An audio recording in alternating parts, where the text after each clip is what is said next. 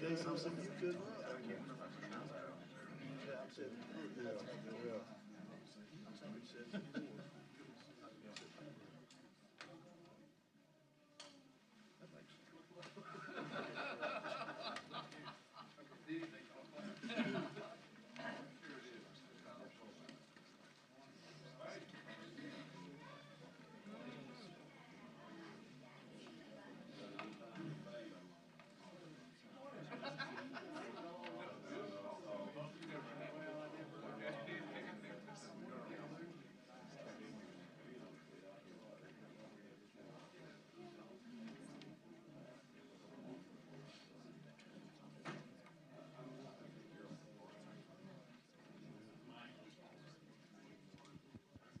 Mic check. Somebody's got a hot mic.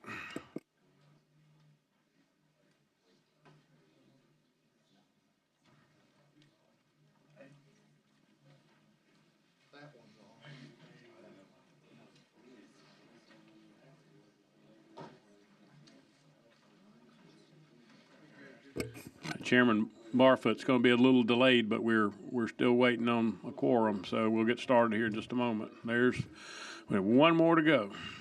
Did you need me to leave? Not today. Today's pretty easy. Well, exception of the first one, which we are going to. Senator Chambliss is going to skip over that till Chairman Barfoot gets here, but.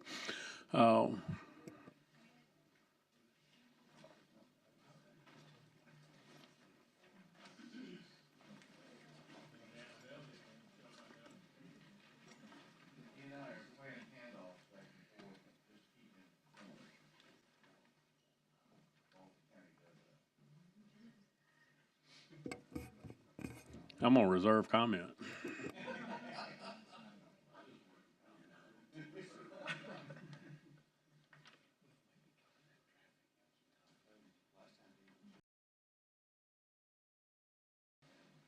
Okay, now we have a quorum.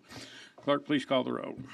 Senator Albritton, Senator Bell, Senator Carnley, Senator Coleman Madison, Senator Elliott, Senator Figures, Senator Gavan, Senator Orr, Senator Singleton, Senator Smitherman, Senator Stutz, Senator Weaver, Senator Barfoot, and we have a quorum. All right, thank you. So at the moment, we're gonna wait for Chairman Barfoot to get here before we take up is HB 395. Representative Collins is not here, but since I'm generally a big advocate for this, I'll handle it for her. Morgan County's gotten to be one of the larger counties in the state, and this would be a constitutional amendment that would be to allow the Morgan County to have a probate judge that it has to be a lawyer and it would have equity powers similar to Jefferson County and Mobile County. There are a few others, so I would move favorable. Mr. Chair. Okay. Yes. All right, second by Senator Weaver. And if you'll call a long roll, please. Senator Albritton.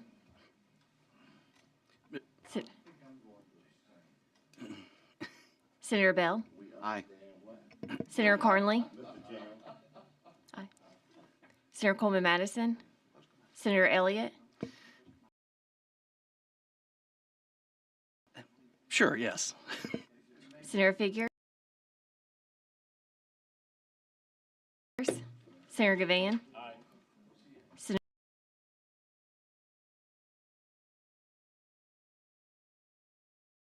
Senator Orr. Yes. Senator Singleton.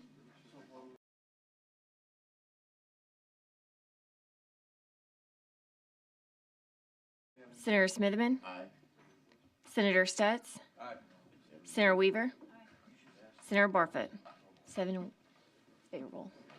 All right, thank you. So the next one is HB 222, which is the companion to the bill that I carried on electronic monitoring. We've already passed that out through the Senate. Favorable. All right, so there's been a motion for favorable.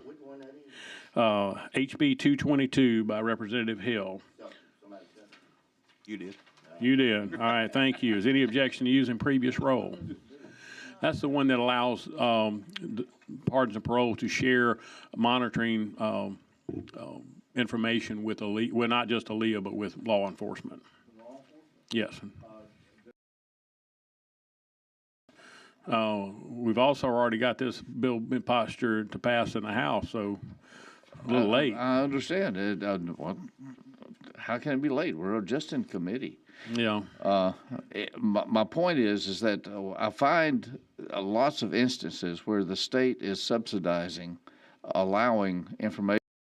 Something being gained for the state. No. I'm not talking about that. I'm talking about when we go in and provide services. We need to make sure that those services rendered are compensated. So right now we don't do because of something in the nature of Privacy? Confidentiality, and so that's what we're opening it up. I don't know that it actually says they shall do it, but it allows them to do it. I'll have to look at it and see. Well, with all that discussion, I would object to the previous role unless you change me to a yes. Okay. Well, then we will add you as a yes. Any other? This is on HB 222. And right now we've got a motion and a second for a favorable report. And I think our previous role is everybody is for it, but we're going to add on Senator Albritton. Okay. Excuse me? Oh, we just did. And Coleman Madison, do you want to be added? Okay, so any objection to using previous role with the names added? All right, so that was given a favorable report, and now I hand the baton off. You better go as quick as you were going. Yeah. We're going to come back to the top of the agenda, SB 324, Senator Chambliss.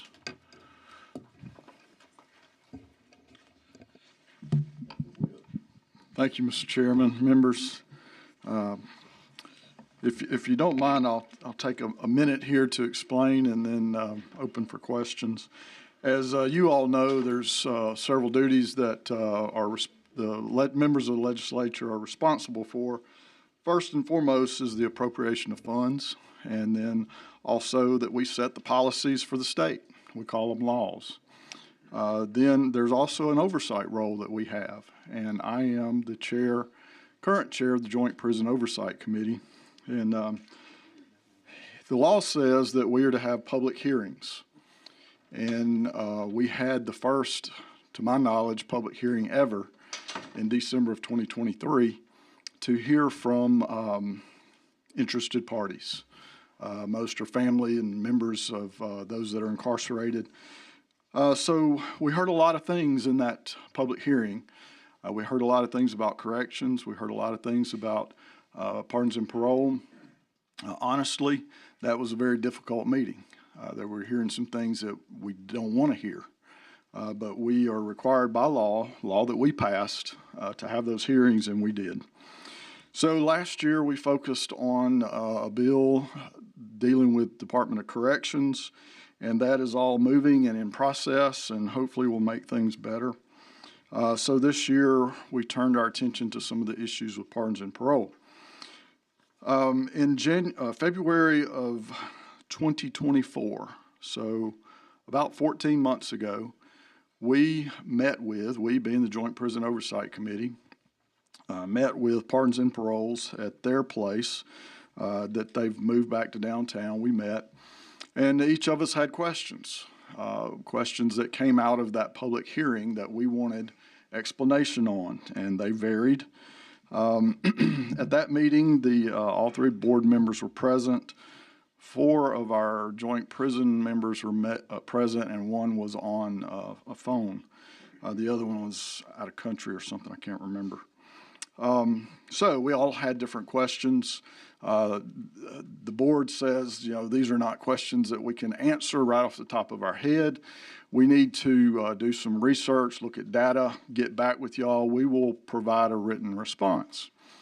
The counselor that was there was directed to write the questions down, and he did. And so we got through the meeting.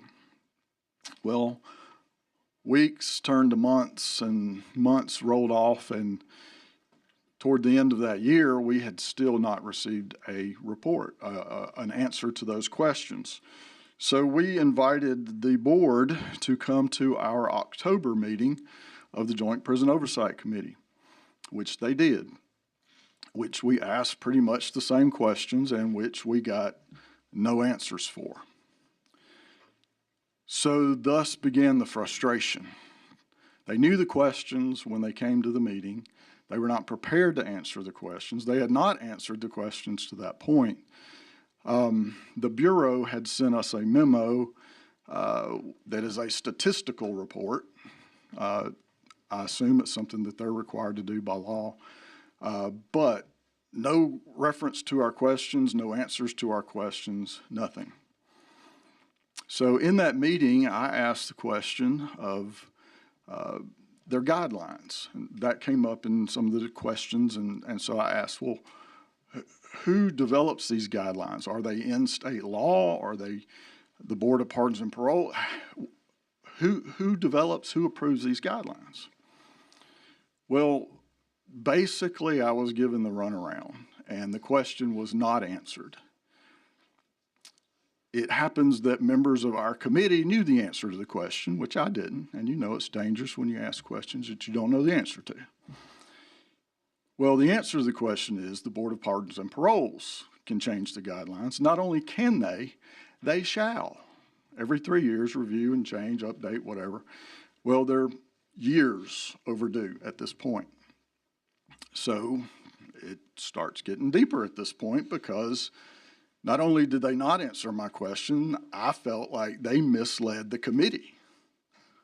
They knew that they were supposed to do it. They knew they were years behind, but they wanted to act like they didn't know.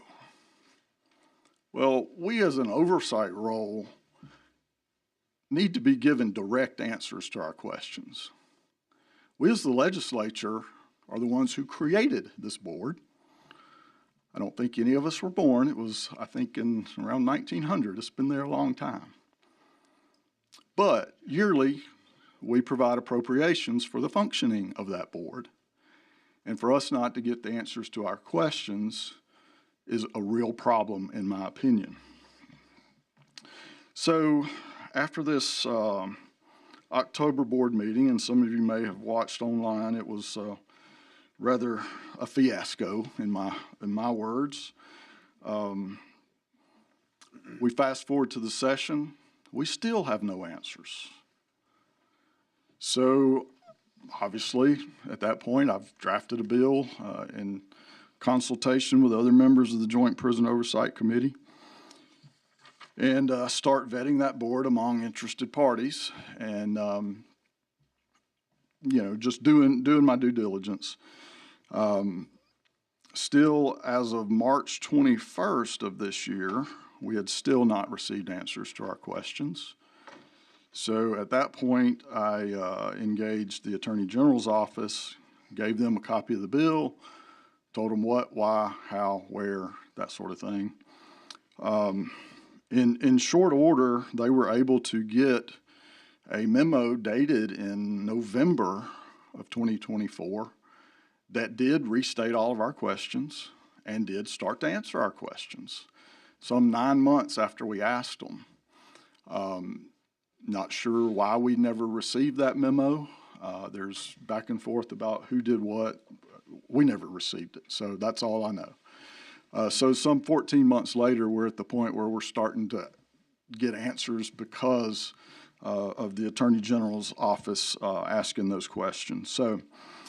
So the main thing that I want to convey to you all is that when we really started getting answers to our questions, the real problem, in my opinion, is, number one, lack of response to an oversight committee.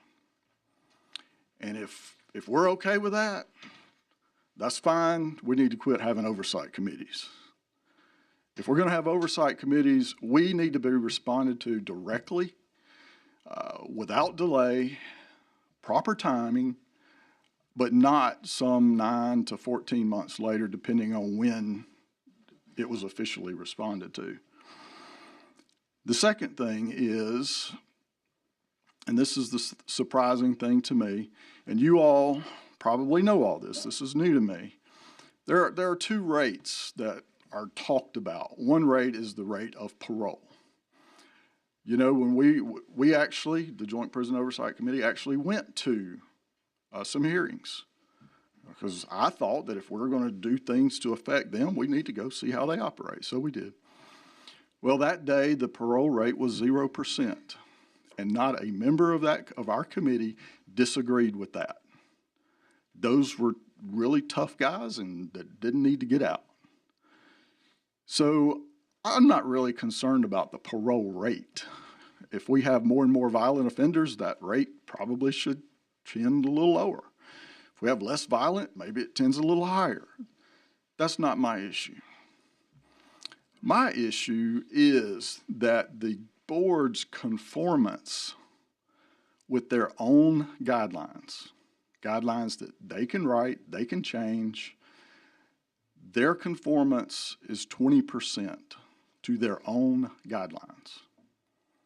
Now for me, having been in local government and now state government, if we write the rules, we need to abide by the rules.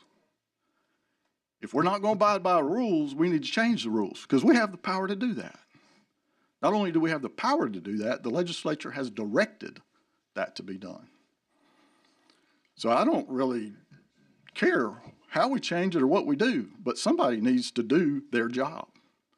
Not only their job, what the law tells them they have to do.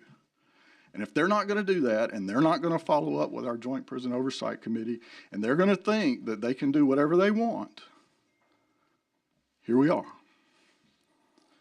So the bill does several things, and I'll describe them briefly and then answer any questions. Number one, it changes the board from 3 members to 5. Number 2, it requires the Senate confirm any appointee before that appointee is seated. So we actually have some say. And if the Senate does not proactively confirm that appointee, they are rejected. Number 4, it changes the chair to be selected by the board. To me, that is probably the most important thing. The chair needs to be working with the board, in conjunction with the board, not given this position and it doesn't matter what anybody else on the board says. Number 5, it increases the set aside for parole consideration to 10 years for those serving a life sentence for a Class A violent offense. There are people in prison that we know we're not going to let out. Yet victims and families have to go through this every 5 years, reliving all of that. Personally, my first thought was, well, let's just make it indefinite.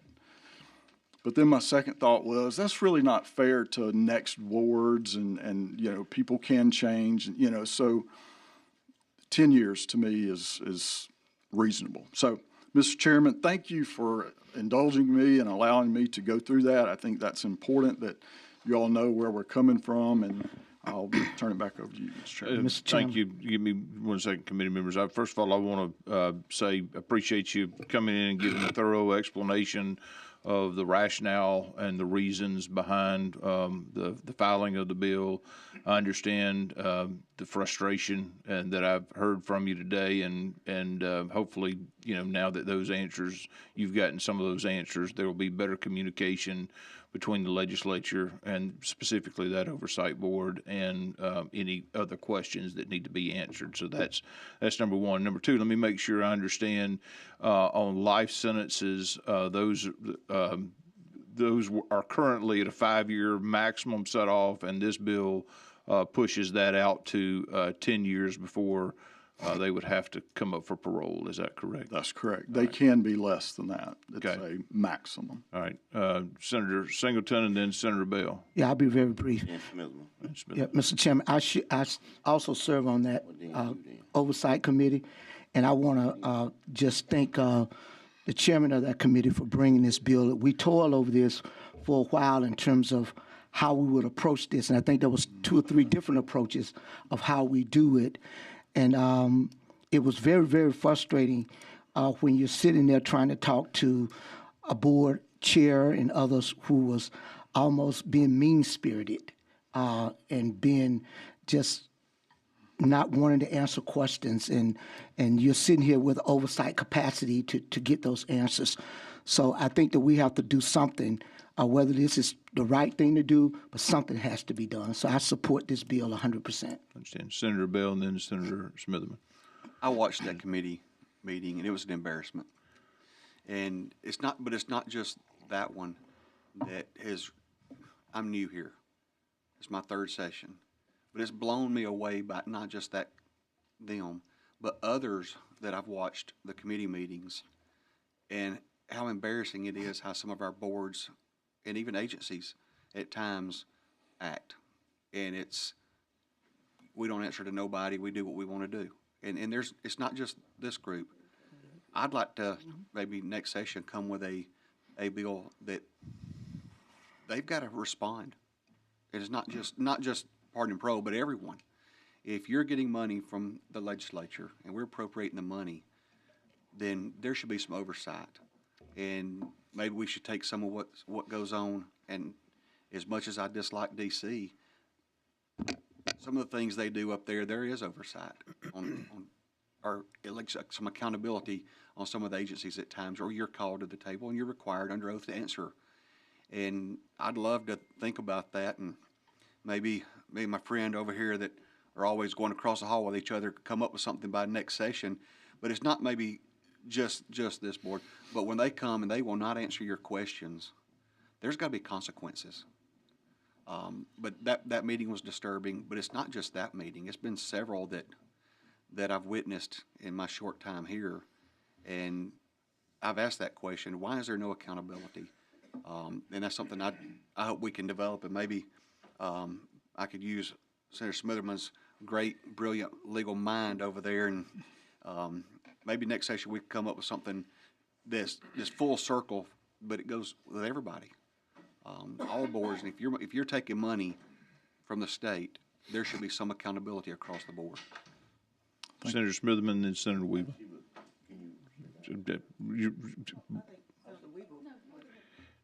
Okay, I'll go. Mr. Chairman, who are you recognizing? I'm recognizing you. Thank you.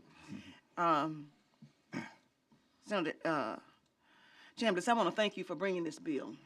This is not the first time this has come up. I know several years ago I've offered, at least 2 bills to increase the number on pardons and parole. It really is important because a lot of times meetings were canceled. Citizens, both victims' rights and the people for the other side, they travel great distances to get there to find that they don't even have a quorum. And that's because, you don't have 3 people there. And so it's always been an issue. The other thing is that I know, like I do, many of you get calls from constituents about pardons and paroles, and you think that they are receptive to looking at both sides, and you tell them, you go there and you talk to them and everything. All of these things that people are saying, but it's always very interesting and a wake-up call when we find out how the general public is treated when they go before them, and whether they are really attentive to their needs. So I just really want to thank you. I think this is the beginning of revamping the board, and I really think that we have to really look at that. We put a lot of money in pardons and parole, but I think this is just the beginning. I think we really need to have a study committee to look at that board and find out what we can do to streamline, to make it better, to make it more efficient and more responsive to not only the oversight committee, but the legislature as a whole. But thank you. Thank you. Senator Weaver and Senator Smitherman. So Senator Bell said a lot of the things that I was about to say, so I won't repeat that. But I 100% agree with the fact that there needs to be more accountability and better communication with oversight committees. I 100% agree with you on that. There are a few things in this bill that concern me because I think that there are some things the way that it's written that perhaps might be a vehicle to get a more lenient board, and that part I don't support, but I 100% support you trying to get more communication, more accountability, and I thank you for bringing this concern because I think that you have delivered a very strong message today, and I hope it's been heard. Thank you, Senator Weaver. Senator Smitherman. I did over my colleagues to the bill is that, you know, I've found it out over all the years that these groups, whether it be agencies and Sunset, whatever they don't have no respect for us. They really don't. You know, and I go back to, I know we were talking about this, but I said this in the before. Even in the budgeting process, where you have an agency, if there's something we want done in that agency, it needs to be the line right there. Not talking about giving them the lump millions and so it can go back to them on our need big and asking them to go do something. We need to write it in. If we want for hard patients, we want write hard patients, X amount of million, whatever, we need to do that. And I know we talking about flexibility, but that's the problem. Flexibility don't mean we flexibility to give up our authority because we have flexibility in something. And so, no, I agree with you fully. I've seen on one or two oversight now, and they act like we're just guests. And when y'all say that, you just a guest in the audience visiting a meeting. You supposed to be the oversight over them. So, no, I think it's time to put some teeth in our authority as the oversight over these groups. You know, and I won't go back to the base. I don't care if we ain't give them a dime. They ain't got nothing to do with it. We make the law. We don't have to make law and money has to come for us to be able to do what we doing. So I want to say that fully to everybody in here that I support that. Anything I can do, and I support you on this deal. Now, one question though, the 10-year thing, is that 10 or is that a decision that they can make from 5 to 10 to review it? That somebody, whether it's the oversight or whether it's a part of the role. It's a maximum of 10. They can do it anytime within 10 years. Okay, that's fine. So that's what I wanted. I didn't want a blanket That's right. situation. But I do want them to have the flexibility to keep them folks in. They're like somebody said over there, you know them folks, you ain't gonna let out. Right. You know, lock them up. I just want you to know my personal feelings. You know, you got somebody terrorizing the community. We had somebody in our situation, they're killing 4 and 5 and 6 folks. Lock them folks up and throw the key away. Sure. Get them off the streets. One- I want to be safe. Yeah. You know, so that's why I fully support your bill. You know, I appreciate you talking to me about it in depth yesterday. We had a chance to use it. So I was just sitting there listening. You gave me the insight. We got a motion for favor by Senator Singleton, second by Senator Bell. Is that correct, Senator Bell? No. Second by Senator Gavan. Ms. Ogden, call a long roll, if you will. Senator Albritton? Senator Bell?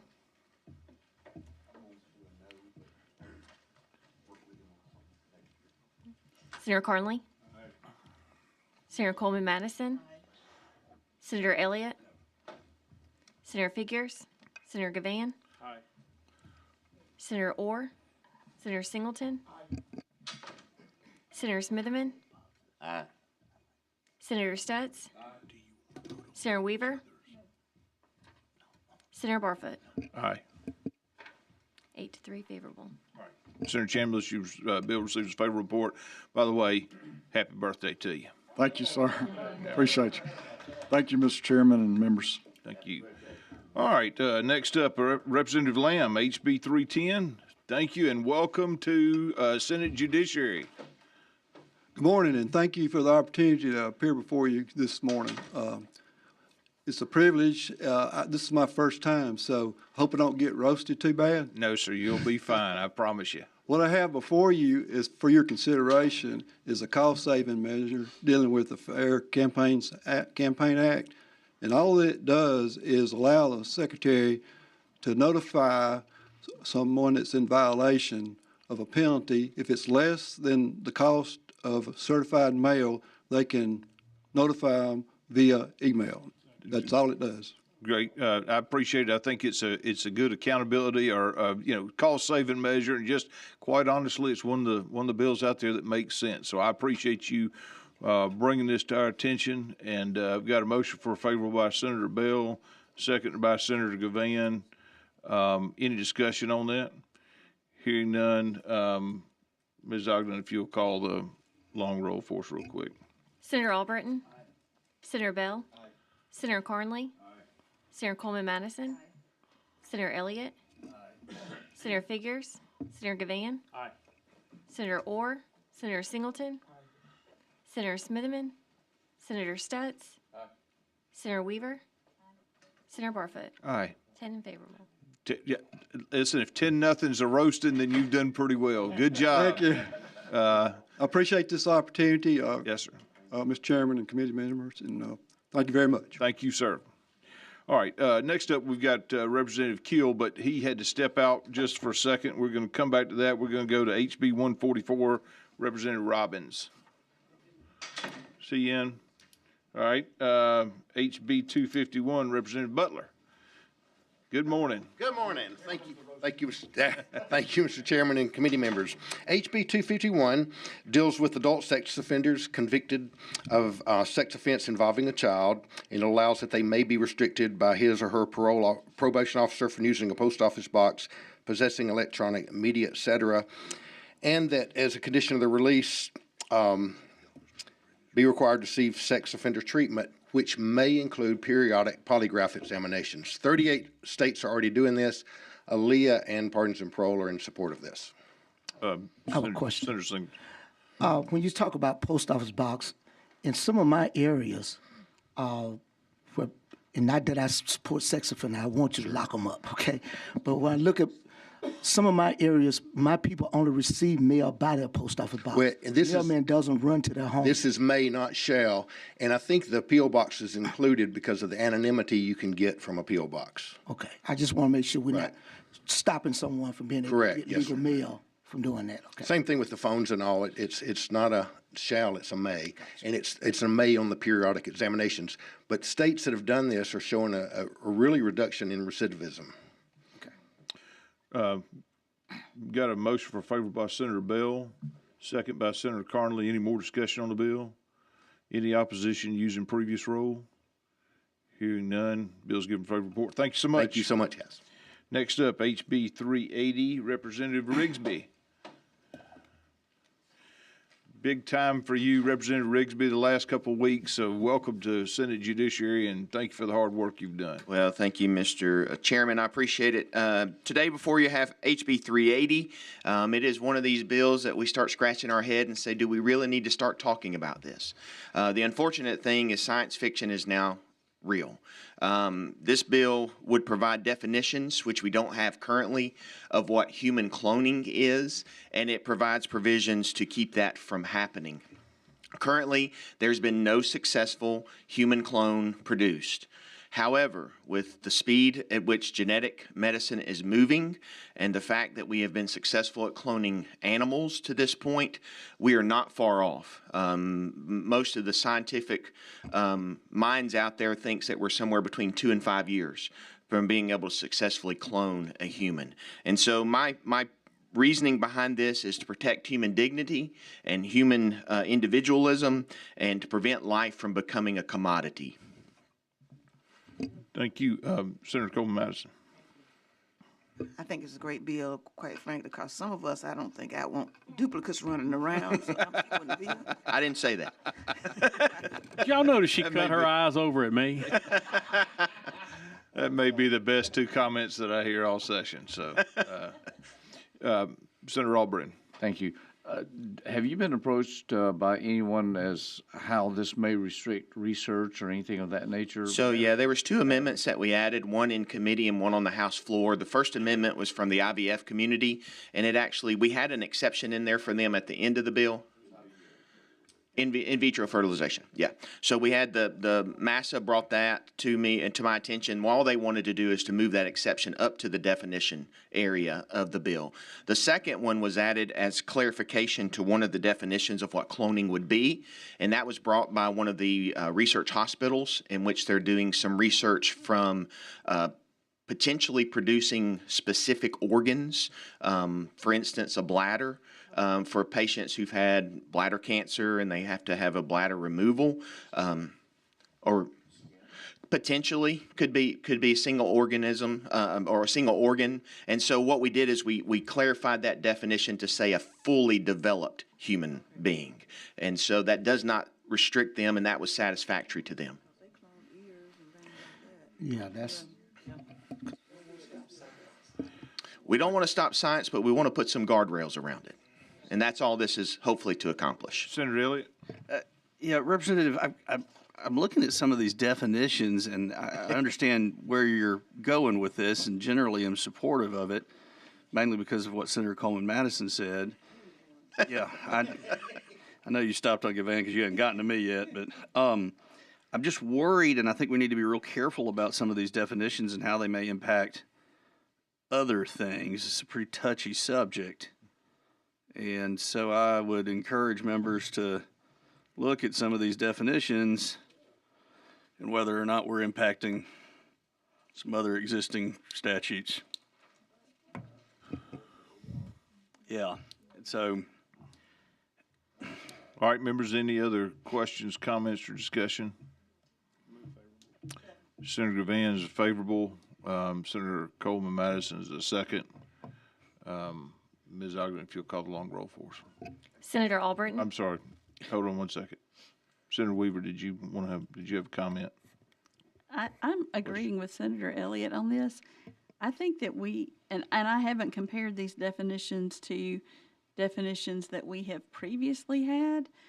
I think that we just need to be very careful on that because I think that's a very slippery slope, and we need to be sure that those definitions are correct and that we're not interfering with things related to IVF and other things that we've worked hard to make sure we have things in line to protect. Sounds like there's some concerns from the committee, and certainly I'd just say to you, Representative Rigsby, and whoever might be handling that in the Senate, it'd be well advised, I think, to maybe address some of those concerns as we go forward if the bill gets out of committee. Mr. Chairman, Senator Gavan.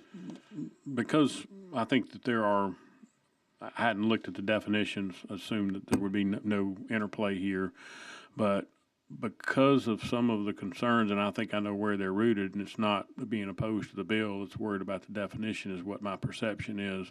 I think my recommendation is to make sure the bill gets a favorable report, that we carry it over until we have an opportunity to compare those definitions. We've still got plenty of time to do that. Got a motion to carry the bill over. Second by Senator Elliott. Discussion on that motion. Senator Coleman Madison. Well, I don't mind because we do want clarification, but I would just hope that the members that have concern, I'm not in the medical profession, so if they could be really specific and give us examples so that I can better understand. Yeah, let's members, let's have that conversation amongst ourselves going forward. I think seems like a a desire to understand and try to accomplish what you're trying to accomplish, but again, some of the members with a slippery slope. So there's a motion to carry it over. Second on that. All in favor of carrying the bill over? Aye. Any opposed? All right, bill's carried over. We'll try to get you back on the agenda, if you will, work with the members, and members, if y'all will, reach out to Representative Rigsby with concerns. All right. Absolutely. Thank you. Thank you. All right. Representative Kiel back yet? Nope. Representative Robbins. All right. I'm gonna do my best to handle Representative Kiel's bill. Yeah, he texted me. He was here earlier. He had to leave to go to another committee, and he was going to try to make it back. So give me 1 second. Seems to be to me a pretty straightforward bill. In instances where a minor receives a traffic citation, this would be to provide notice to the parent or the guardian of that minor about the traffic infraction. I will say there is an amendment that you should have in front of you, and I think it's a pretty good amendment. Y'all don't have it yet? Okay. Let me explain it. It just says reasonable efforts. This is basically what the amendment does is traffic infractions does not include parking tickets. And let me tell you, I think one of the well-founded reasons for that, you got a kid off in college and they get parking tickets. You don't want college having to notify a parent every single time that there's a parking ticket. And that, to me, that's, not a moving violation. So I don't think that's somewhat serious. So members, you've got the amendment now in front of you. I'll offer that amendment. Second. You got a first by Senator Gavan, second by Senator Elliott. Any opposition to using? We got a good roll. Yeah. Okay. Any opposition using previous roll on the adoption of the amendment? Hearing none, the amendment's adopted. Back on the bill itself, Senator Bell? I guess my concerns are from being in law enforcement. And there's a lot of times you do notify parents, but the wording on this requiring them, I think we've already put a lot of other paperwork on them. We've already put a lot of other duties on them. And sometimes it's one of those, talk about going to a committee hearing and sitting in and listening to what happens. Sometimes it'd be good to go get in a patrol car and go ride and do a ride along and see what really happens out there. A lot of times the officers do try to notify the parents on the young people. Even in municipal court, there's a lot of times a case to get continued, bring your parents with you. I understand the concept of the bill. I like the idea. I just don't like the word requiring them to do that. Yeah, I know in the bill it says they got to make a reasonable attempt. I just have a hard time from being in that profession in my past of what happens out there, the reality of what happens out there, and say they make a reasonable attempt. Who defines that reasonable attempt? I know it's defined in here, but in reality, what's going to stop the law enforcement officer from getting sued later when something happens and then they're having to get on a witness stand or a deposition and something that occurred a year prior or 2 years prior, you don't remember all of those. I mean, you don't remember them. I mean, you document the ticket. You've got the ticket to look at. A lot of times when they come to court, they look at the ticket, but they're dealing with so many people every single day. It's hard to remember that. And I think this is something that, and I hate to say good officers, are already trying to do. I just have a hard time requiring them to do that. And that's my... I'd say two things. I think, again, Representative Kiel's not here, but to me, it says not the officer, but the agency himself. So that's an administrative function. Could be, certainly. The officers you're could... putting more back on, you're still putting more on that agency. I mean, sometimes we need to go sit in an agency and see what an agency does. I mean, I'd rather say shall, or I have a hard time with the require part and the documentation part. We've already put all the accountability on everything else. I don't know. I guess just from being out there and doing the job. And now, granted, it was in the 90s. I'm a little older, but it's from actually being out there and doing it. And I can tell you from the small counties, a lot of times we did that. There's a lot of times we called the parents to come get them. A lot of times we did it. But it's the documentation of it. How are you going to do when something does happen? They've got a ticket, and then that officer in that department's being sued, and you're down the road at a deposition. That officer ain't going to remember what his attempts were that time. I don't know. I like the concept, and I do think parents should be notified. I don't know. I just have more questions than I do answers. In mind, and we're going to Senator Weaver and then Senator Singleton. I guess I'd say to that circumstance, kid gets a speeding ticket, appear in court on a certain date. That date comes and comes and goes. There's a warrant out for this kid, potentially young person in this situation. Parents' insurance go up when maybe the driving school was available if they'd have just showed up. So I think I am all for parents knowing about what's happening with the kids. I understand your concerns. I think, to your point, there's officers that are already doing it, and I think the agencies have the ability administratively to do it while not inhibiting that officer from doing his job and being out in the field. Senator Weaver and then Senator Singleton. So I agree. I support the thought behind this bill, but I'm looking at they have to make an effort to reach the emergency contact. I mean, there are lots of different family structures in the state of Alabama. And, whether it be the parent or the guardian or the custodian, how would that police officer know that they're trying to contact the correct person? I would assume that they would ask the child and the child would tell them, even if it's not just who's listed as the emergency contact. But I have had multiple conversations with law enforcement officers in my district, and they do tell me that they make reasonable efforts to contact parents when they feel like it's needed. But this puts them in a position where their workload is really, really going to go up by just trying to contact these parents. So again, there are a lot of different structures of family. There are a lot of different kinds of parenting. I can tell you, if I had a child who was doing this, who didn't come home and tell me, it would be a whole different situation in the Weaver house. You know, my house is not like everybody's house. I get it, but I agree with what he's trying to do, but I think it's trying to put too much of a workload on our law enforcement officers. Understand. Thank you, Senator Singleton. Yes, that was one of my major concerns. It says emergency contact, and emergency contact could be multiple different people. If I was a teenager, didn't want my mom to know, you asked me my emergency contact, I might tell you call my roommate. Yeah, I don't know who it is, you know, because it definitely doesn't say the parent. We're assuming that they would talk about the parent. And where do they get the emergency contact number from? Got to get it from the kid. It's not on the driver's license. So there's a lot of obstacles out there that could be giving the officer something. And like you say, you have to go to court. The officers have made a reasonable attempt to call the emergency contact, which wasn't the parent.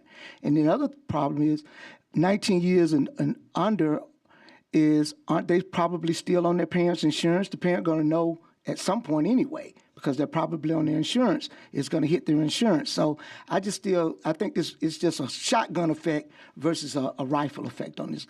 Senator Carnley. Yeah, I agree with our law enforcement and the burden that they already have. I feel like if it's on the child, maybe we should put the burden back on the child and the parents to the law enforcement. Maybe they can change it if they give a minor ticket to have it where a parent or custodian has to sign off on it and send it back in so they're made aware. I don't know. I'm just saying I feel like it should go back to the parent and the child. They should be the responsible party. Senator Elliott. Mr. Chairman, I'm reading the tea leaves here, and not that you didn't do a really good job with Representative Kiel's bill, but I thought maybe we ought to carry this over to give him a chance to defend himself in his bill. Let's kick the can at least to the end of the agenda. We've got a motion to carry it over. Second by me. All in favor say aye. With the prospect that if he comes back in here today, we'll give him an opportunity to answer some of those questions. Representative Robbins, welcome. This is going to be on HB 144. Thanks, Chairman. HB 144, I know everyone says this, but it's a pretty simple bill. What it does is currently roughly 25 other states allow this, that if you are a mechanic and you perform work on an aircraft, you can file the lien, a mechanic's lien, with the FAA. Alabama is not a state that allows that, and the purpose of that is airplanes are transitory. So I had a constituent, did work on a plane, flew the plane, the owner flew it to Texas, went bankrupt, could not collect against the plane, whereas if he could have filed said lien with the FAA, it would have attached to that plane. So if it was ever sold again, that lien would have carried with the plane. So are there any questions? Motion for favor by Senator Carnley. Second. Second by Senator Elliott. Discussions on the bill itself. Hearing none, bill's given favor report. Thank you very much. Thank you. All right, don't see Representative Kiel back, and I believe that we've handled all the business today. He may find its way back on the agenda next week. We are adjourned.